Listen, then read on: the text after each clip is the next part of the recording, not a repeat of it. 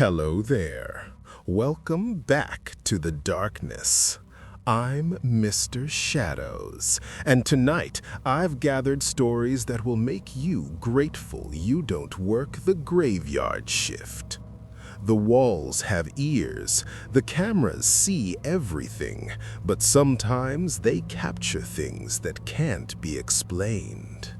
So turn down your lights, lock your doors, and let me tell you what happens when the bank closes and something else opens. You know, most people think working overnight security at a bank is boring. They imagine someone sitting at a desk, watching monitors, maybe doing a few rounds. Easy money, right? Just you, some cameras, and an empty building. But let me tell you something that every overnight security guard learns eventually. Banks never feel truly empty. And tonight, I'm going to share 3 stories that prove why some places should never be left alone at night. These stories come from real security guards who worked the overnight shift at different banks across the country. Names and some details have been changed to protect their identities, but the experiences, those are as real as the fear they felt. Story 1. The Vault Breathing. Marcus had been working overnight security at First National Bank for 6 months before anything strange happened. He was a former police officer, level-headed, not the type to scare easily. The bank was a large, old building in downtown Chicago, built in 1924. It had that classic architecture, marble floors, high ceilings, and a massive vault door that looked like it belonged in a museum. His routine was simple: clock in at 11 p.m., do a walkthrough of all 5 floors, monitor the cameras, check the vault and safe deposit room every 2 hours, and clock out at 7 a.m. when the morning shift arrives. The pay was good, the work was easy, and Marcus liked the quiet. No dealing with customers, no traffic, no stress, just him and the building. It was a Tuesday night in October when things changed. Marcus was on his 1 a.m. vault check, walking down the marble staircase to the basement level where the main vault was located. The bank kept its vault room temperature controlled, always cool, always the same. He had his flashlight, even though the emergency lights kept the hallways dimly lit, and his keys jingled as he walked. When he reached the vault level, he noticed something immediately. The temperature was different. Not just cool, it was freezing. His breath came out in white clouds. Marcus frowned. The temperature control system had never malfunctioned before. He made a mental note to call maintenance in the morning. But then he heard it. A sound like breathing. Deep, rhythmic, slow breathing. Marcus stopped walking. He stood perfectly still in the hallway, listening. The sound was coming from the direction of the vault. He'd worked in law enforcement for 12 years. He knew how sound could play tricks in empty buildings, how air conditioning could create odd noises, how your mind could turn ordinary sounds into something sinister when you were alone. But this didn't sound like HVAC. This sounded organic. This sounded alive. He moved slowly toward the vault, his hand instinctively going to his radio. The breathing grew louder. In, out, steady, like someone in a deep sleep. The vault door, 3 feet of solid steel, time-locked and impossible to open until 6 a.m., stood closed, exactly as it should be. But the breathing was coming from inside the vault. Marcus checked his watch. 1:17 a.m.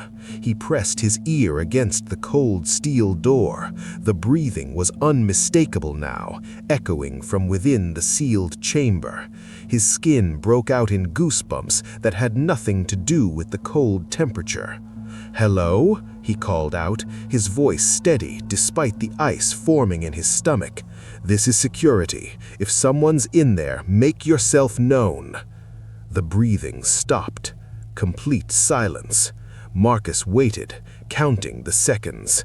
10, 20, 30. Nothing. He stepped back from the vault, pulling out his radio to call his supervisor, when the breathing started again. But this time, it wasn't coming from inside the vault. It was right behind him. He spun around, flashlight up, beam cutting through the darkness of the hallway. Nothing. Empty corridor, emergency exit signs glowing red at either end. But he could still hear it, breathing. Close enough that he should be able to see whoever or whatever was making the sound. Marcus didn't run. He walked backwards, keeping his flashlight moving, scanning every shadow. The breathing followed him. Not footsteps. He would have heard footsteps on the marble floor. Just breathing, steady, patient, like whatever was making the sound had all the time in the world. He backed up to the elevator, pressed the button. The breathing grew louder, more insistent. The elevator dinged, doors sliding open. Marcus stepped inside and hit the button for the lobby. As the doors began to close, he saw something that made his blood turn to ice. A shadow, human-shaped, but wrong somehow, too tall, too thin, standing right where he'd been moments before. And as the elevator doors closed, he could swear he saw it move towards him. Marcus didn't go back to the vault level that night. He stayed in the lobby watching the monitors.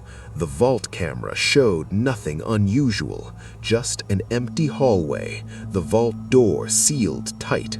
But at 1:17 a.m. every night for the next week, the temperature sensors in the vault level would drop 20 degrees for exactly 17 minutes. And if you listened to the audio feed from that hallway, which Marcus did once and only once, you could hear it, breathing. Marcus quit 2 weeks later. He's a day security guard at an office building now. He never works nights, and he never, ever works in buildings with basements. Story 2. The Customer Who Never Left. Sarah's bank was different from Marcus's. It was newer, built in the early 2000s with lots of glass and modern design, located in a suburban area of Phoenix, Arizona. She worked 3 nights a week, usually Wednesday through Friday, and had been doing it for almost a year. The bank had excellent security systems, 32 cameras covering every angle, motion sensors, pressure pads under the carpets, and even thermal imaging. The security company had boasted that a mouse couldn't move through the building without being detected. Sarah had always found that reassuring. Until the night she saw the woman in the yellow dress. It was a Thursday, around 2:30 a.m. Sarah was doing her routine camera check, cycling through different feeds, when she noticed movement on camera 12.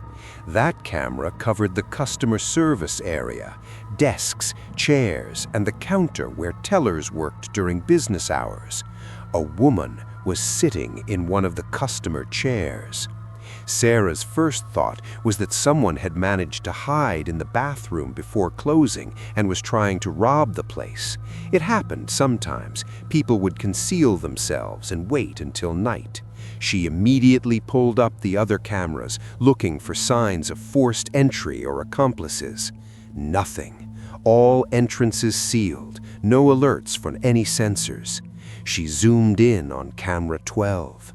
The woman was wearing a yellow dress, old-fashioned looking, like something from the 1950s.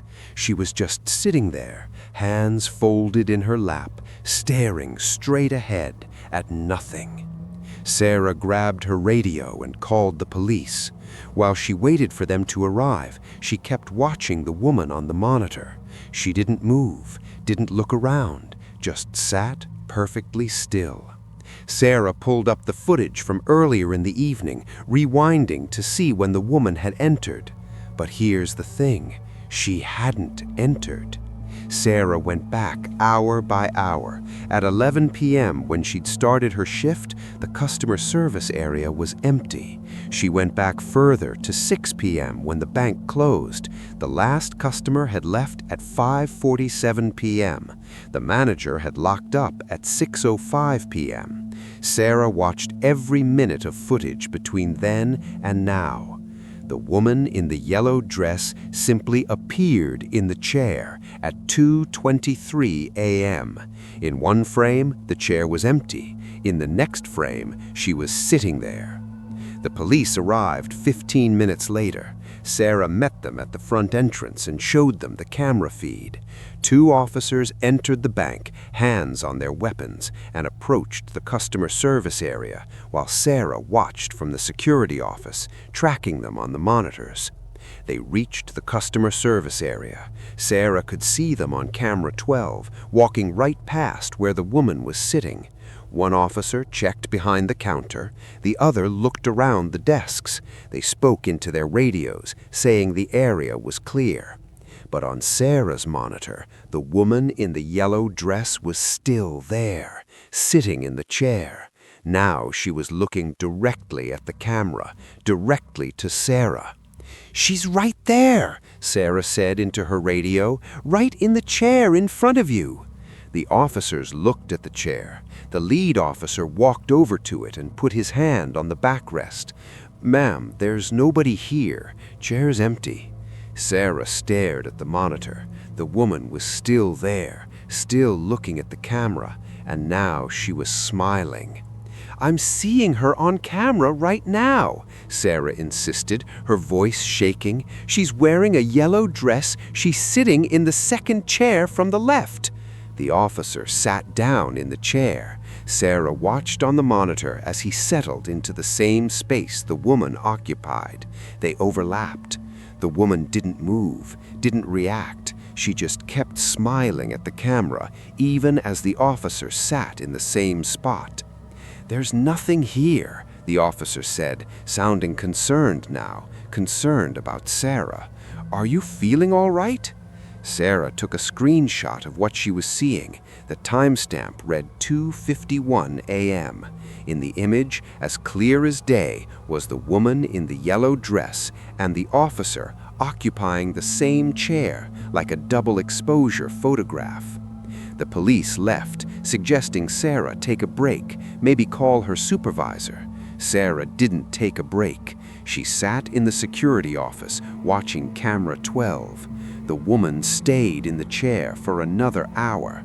At 2:23 a.m., exactly an hour after she appeared, she stood up, smoothed her yellow dress, and walked toward the camera. As she got closer, her face filled the screen. Her smile was too wide. Her eyes were completely black, and Sarah realized with growing horror that she could see through her just slightly, like looking through tinted glass. The woman reached the camera, reached up toward it, and the feed went to static. When it came back online 30 seconds later, she was gone. Sarah checked every other camera. Nothing. She was simply gone. But every night after that, at exactly 2:23 a.m., the woman would appear on camera 12. Always the same chair, always the same yellow dress, always that terrible smile. Sarah reported it to her supervisor and showed him the screenshots. He reviewed the footage himself. He couldn't see the woman. Nobody could, except Sarah. The security company ran diagnostics on camera 12.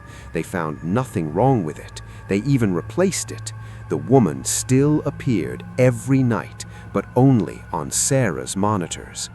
The bank manager did some research. In 1952, the land where the bank now stood was a residential area. A woman named Dorothy Chamberlain lived in a house on that exact spot. She'd worn a yellow dress to the bank one day to withdraw money for her daughter's wedding. On her way home, she was killed in a car accident. The money was never found. Sarah works different hours now. She switched to the evening shift, 6 p.m. to midnight. She's never there at 2:23 a.m. anymore. But sometimes, when she's closing out for the night and checking the cameras one last time before leaving, she sees a blur of yellow on camera 12. She doesn't look too closely anymore. Story 3: The Locked Room. James worked at a regional bank in rural Vermont, a small building with only 2 floors and a staff of 8 during business hours. He was the only overnight security, and he preferred it that way. James had social anxiety, and the solitude of the night shift suited him perfectly. The bank building was over 100 years old, and it had quirks. Doors that didn't hang quite right, floorboards that creaked, old radiators that clanked, but James had learned all its sounds. He could walk through the building in the dark and know exactly where he was just by listening. There was one room, though, that James had never been inside, room 7 on the 2nd floor. It was always locked. According to the bank manager, it was used for record storage, old files that needed to be kept but weren't accessed regularly. Only the manager had the key. James had never thought much about it until the night he heard the knocking. It was 3:47 a.m. on a January night when it started. James was downstairs in the break room making coffee when he heard it. 3 knocks. Pause. 3 more knocks, coming from upstairs. He set down his coffee and listened. 3 knocks. Pause. 3 more knocks. Rhythmic, deliberate. He climbed the stairs slowly, following the sound. It was coming from the 2nd floor hallway, from room 7. James stood in the hallway, staring at the locked door. The knocking continued. 3 knocks, perfectly spaced. Pause. 3 more knocks. He radioed his supervisor, woke him up at 4 a.m. and explained the situation. His supervisor was skeptical, but told him to call the bank manager, get permission to open room 7, and check inside. The bank manager wasn't happy about being called at 4 in the morning, but she agreed to come down with the key. She arrived 45 minutes later, looking tired and annoyed.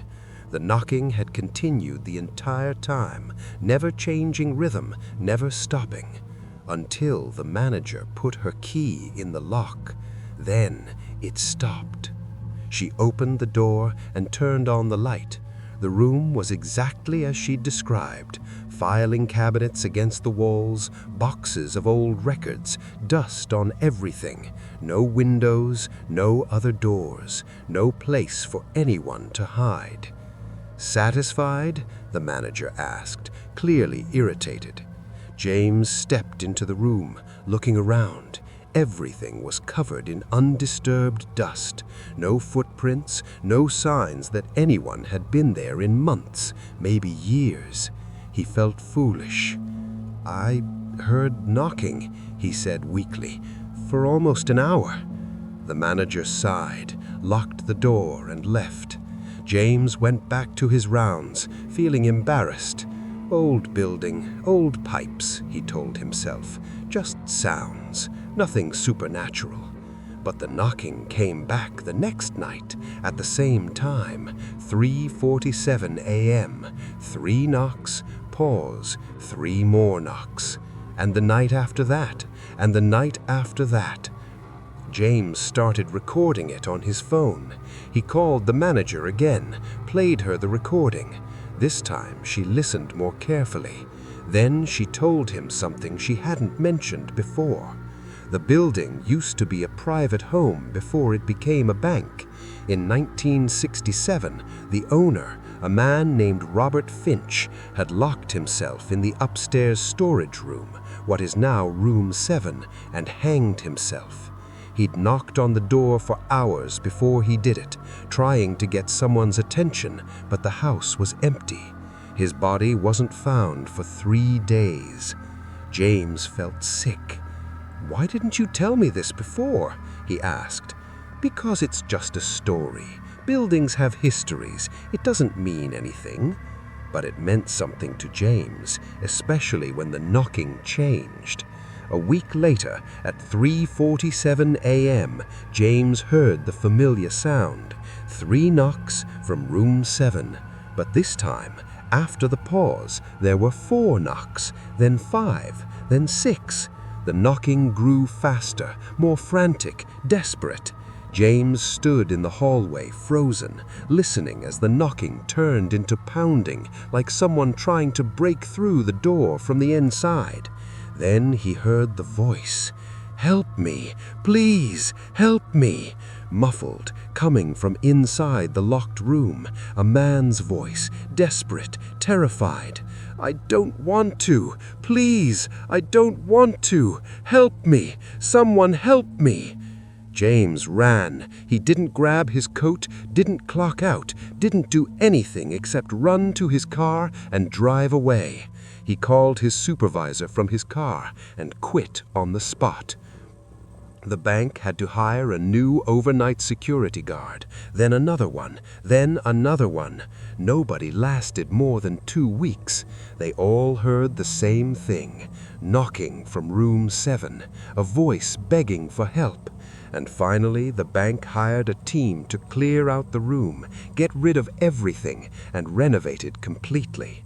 They found something when they tore up the floorboards, scratch marks on the underside, carved deep into the wood, words scratched by fingernails, over and over.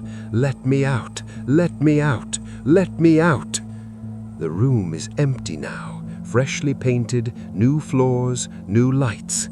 The bank uses it for meetings, but at 3:47 a.m., if you're there, you can still hear it. 3 knocks, pause, 3 more knocks. Some things don't leave just because you want them to. Working overnight security at a bank teaches you something important. We're never really alone.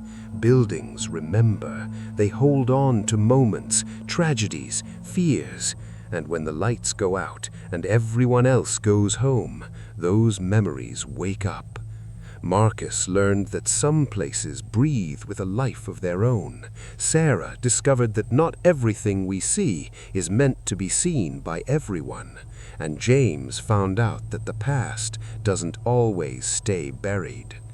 If these stories have sent chills down your spine, if you're looking over your shoulder right now, good. That means you're paying attention. The darkness is full of stories, and I have so many more to tell. Subscribe to Mr. Shadow's Stories if you dare to hear more. Hit that notification bell because you never know when the next tale of terror will find you.